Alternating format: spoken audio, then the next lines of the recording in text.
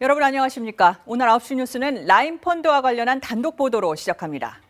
피해 규모만 1조 6천억 원으로 추산되는 라임 사태, 그 핵심은 이 펀드를 판매한 은행과 증권사 등이 펀드가 부실하다는 걸 알고도 숨긴 채 투자자를 모집했느냐는 거죠. 이 KBS가 이걸 뒷받침하는 금융사 내부 문건과 직원들의 진술을 입수했습니다. 특히 KB증권의 문건에는 손실을 고객에게 전가할 수 있다는 내용까지 나옵니다. 검찰은 이 내부 문서를 확보하고 임직원들을 소환 조사하고 있습니다. 첫 소식 공민경 기자입니다. KB증권이 작성한 이른바 델타원 보고서입니다. 작성 시기는 2019년 2월, 라인펀드가 불티나게 팔리던 때였습니다. 위험도가 높을 경우 펀드 손실률이 최대 52%에 이를 수 있다고 돼 있습니다.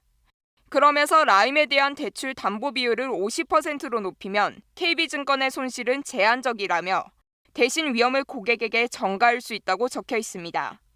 라임펀드의 부실 가능성을 사전에 알았다는 뜻입니다.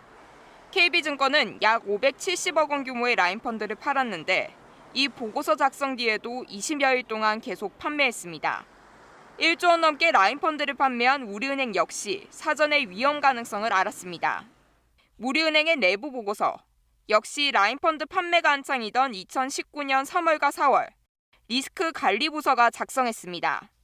신용 등급이 없는 기업들 중심으로 투자하고 있다. 펀드 내 부실 자산이 어느 정도인지 파악이 불가하다. 그리고 최대 30%의 손실이 발생할 수 있다고 지적하고 있습니다.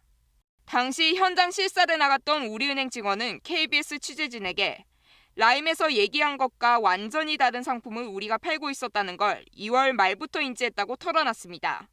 검찰은 KB증권의 내부 보고서를 확보하고 임직원들 소환에 나섰습니다. 리스크 관리를 했는데 그게 이제 시기상 이제 판매 시기하고 겹치다 보니까 좀 오해가 있는 것 같습니다. 사전에 부실 가능성을 알았는지, 부실 가능성을 안 뒤에도 왜 계속 펀드를 판매했는지 등을 집중 조사하고 있습니다. 사기죄가 성립까지 될 수가 있죠. 고의로 부실한 것을 알면서도 안전한 상품처럼 팔면서 뭘 얻었냐 대가로 수수료를 얻었지 않습니까? 검찰은 조만간 라인펀드를 가장 많이 판매한 우리은행 관계자들도 소환 조사할 방침입니다.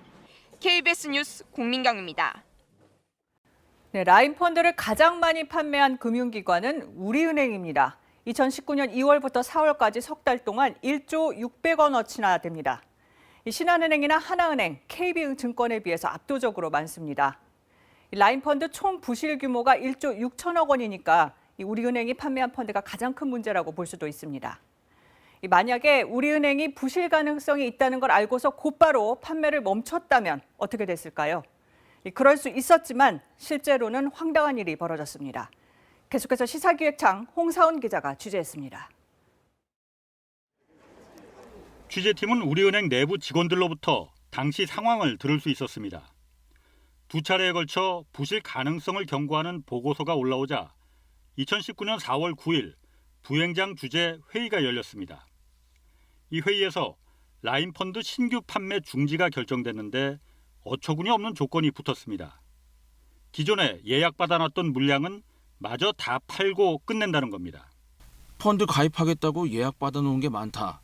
예약받은 물건은 다 받아줘야 되는 거 아니냐. 이게 수수료만 해도 얼만데. 이렇게 결정이 났어요. 아니 예약받은 거 이거 취소할 수는 없었던 건가요? 그냥 철회하면 되는 거죠. 나 이거 가입할래요 하고 의사표명만 한 거고 아직 라임에 돈이 입금된 건 아니었으니까요. 특히 판매 중단을 대외적으로는 발표하지 말자고 했답니다. 이걸 판매 중단이라고 표현하지 마라. 그러면 시장이 난리 난다. 펀드 규모 관리? 뭐 이런 식으로 표현해서 우리은행이 라임 판매를 중단했다는 걸 밖에서는 모르게 하자. 그렇게 결정이 났어요. 이 때문에 판매 중단 결정 이후에도 보름간 펀드는 계속 설정됐습니다. 이때만 약 3,500억 원어치를 팔았습니다. 어려운 건데 잡았다고 그냥 그래서 난 고맙다고 그냥 그러면서 내가 돈 들었죠. 그런 얘기 중단된다 이런 얘기. 펀드된 얘기를 안 하고 안선해요.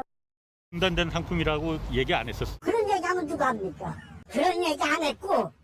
우리은행은 당시 리스크 부서에서 작성된 이 보고서가 펀드 판매 부서나 경영진에는 보고되지 않았기에 모르고 계속 팔았다고 해명했습니다.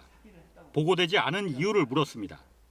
일반 사람들이 봤을 때는 이 리스크가 인지한 거 아닌가? 라고 또 의문을 가지실 수 있습니다. 그렇지만 대출 검토하는 심사역들이 그 리포트를 보고 이게 과연 리스크를 인지한 리포트인가? 그 보고서를 그러니까 별로 그렇게 중요하게 생각하지는 않았다는 거죠. 일반적인 모니터링에 있는 내용이고 부실이 보고가 안 됐다? 내가 사장인데 회사에서 판매했던 상품 중에 심각한 리스크가 있는 것들을 보고 못 받는 거잖아요. 그럼 바지 사장이라는 이야기잖아요. 은행장한테 갈 수 있는 제재를 피하기 위해서 보호하는 변명이 아닌가 이렇게 보는 거죠. 라임 사태가 터진 뒤 은행 직원들은 이런 통화를 했습니다.